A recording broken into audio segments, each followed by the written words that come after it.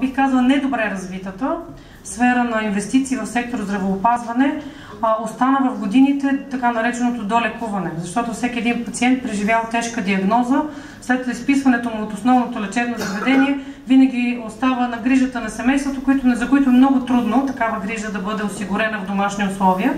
Затова искаме да инвестираме именно в такива центрове за долекуване, рехабилитация, така че да можем да подкрепим и тези, които се нуждаят.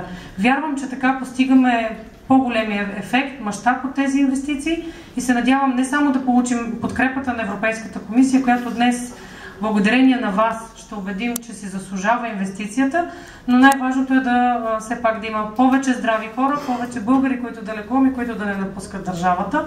На целия екип желая ви здраве, весели, спокойни, новогодишни празници, по-малко спешни случаи пациенти и новата година да бъде по-спокойна, по-добра, по-успешна за всички.